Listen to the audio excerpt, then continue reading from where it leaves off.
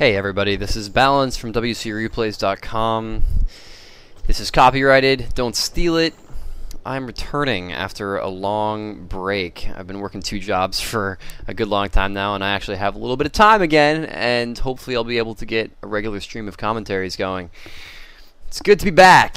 So today, I'm going to go ahead and start it off nice and easy for myself here with one of my own games to commentate. I know you guys mentioned a while back that I should do more of those, and I've only ever done one, so I figure I might as well get back to that and do another commentary on what I know the best, which is my own style of play. And hopefully I'll have some helpful information for you here with a very specific strategy that I'll be covering today. So we're going to be looking again at the Night Elf Human matchup today, which I think remains fairly topical, as in a lot of these major tournaments we're seeing these big Night Elf Human matches with players like Todd and Sky matched up against players like Creo and Moon. So lots of big Night Elf Human out in the world today, and I figured I'd throw a little Night Elf Human your way today and cover, like I said, a very specific strategy that I think is worth talking about. So, this is just a ladder game that I played against somebody who I don't know.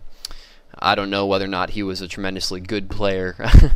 He was probably pretty decent. You know, I have a pretty high ELL, but this is US West, which isn't the most competitive of servers, as you all know. So again, this will have the caveat that the level of play in this kind of commentary isn't necessarily going to be as high as you guys are used to seeing, but hopefully there will be lots of good information for you anyways.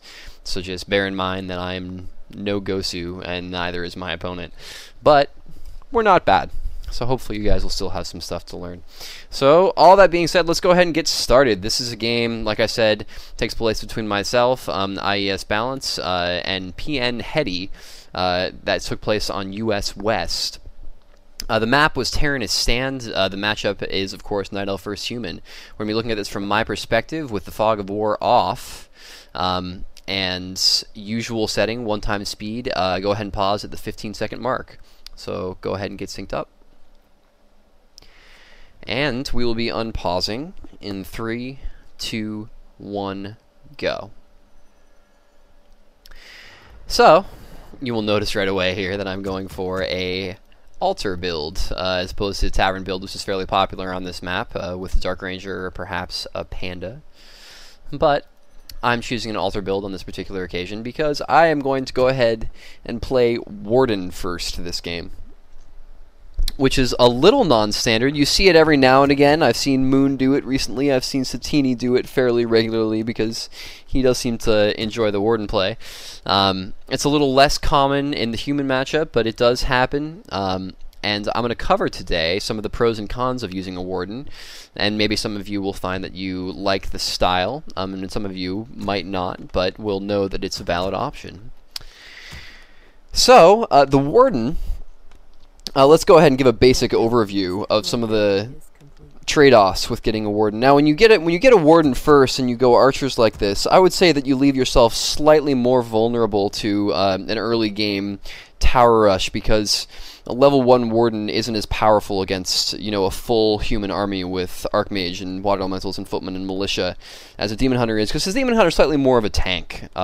He can, you know, mono burn the Archmage while putting a little pressure on the Archmage and keeping the Water Elementals down, while still, you know, having pretty good statistics and pretty good dodge and everything else, so he can tank a little more in that scenario, whereas the Warden's a little weaker, so she's a little less good in that particular situation. She's also, for the same reasons, a little less good at creeping, so you have to be a little bit more careful with how you creep her up.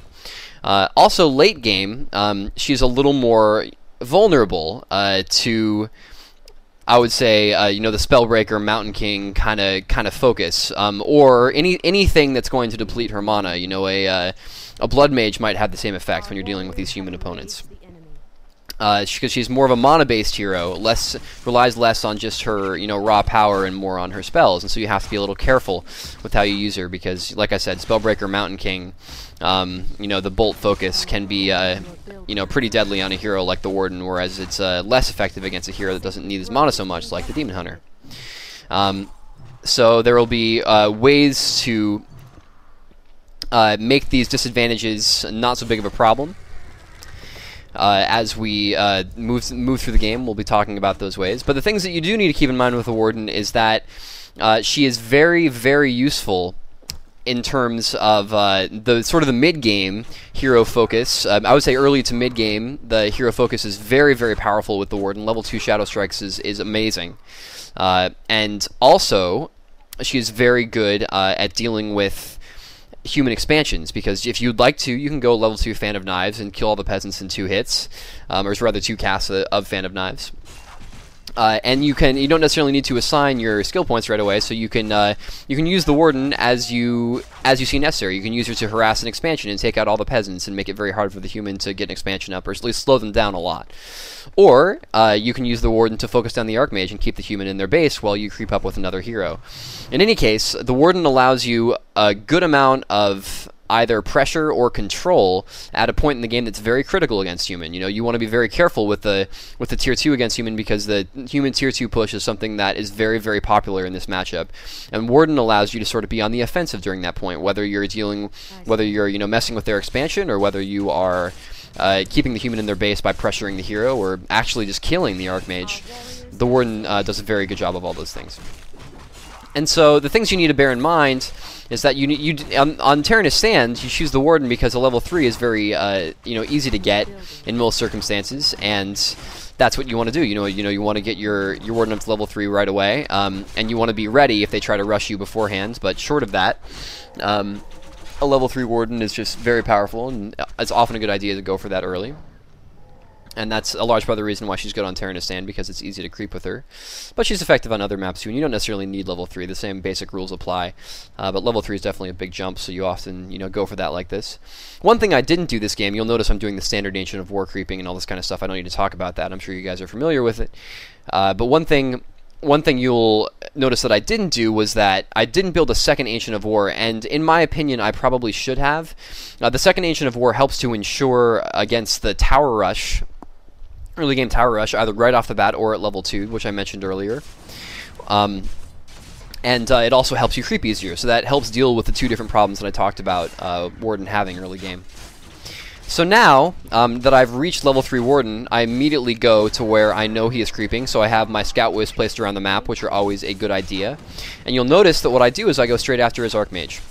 And that's, it seems, kind of like a noob trick, but there's no reason not to, especially when you can abuse Hide, and you always want to make sure that you have your own Goblin Laboratory ready in case, he tries to abuse Hide. And so the combination of me using Hide and me having level 3 Warden worked out very well for me in that case. I was able to catch him slightly off guard and kill his Archmage. Now you may say, well, that's kind of unusual. That player probably should have TP'd out. But it's not as lucky as you might seem. Even if he had TP'd out, I probably would have been able to run to his base and get the Archmage kill. This player doesn't have an Arcane Tower. I could choose to go Blink and have a safe route out of his base while going ahead and killing the Archmage. It's just a very powerful moment. Right before he gets his tier 2, he doesn't really have a way to stop your Warden, and you can oftentimes get the Archmage kill here and put yourself in a very good position. Now, assuming you do get the Archmage kill, or even if you just pressured him a lot, you can use the Warden all by yourself to put a lot of pressure on the human base. Just by using Shadow Strike, you can pick off a whole lot of units while you're effective on other areas of the map. So if you look up in the middle of the map, I'm creeping with my Panda, and just going to go ahead and level up while I use my Warden. There's really no reason for me to run away right now. He's not going to be killing the Warden. I know he's just reviving his Archmage, so I don't have an MK or anything to be scared of.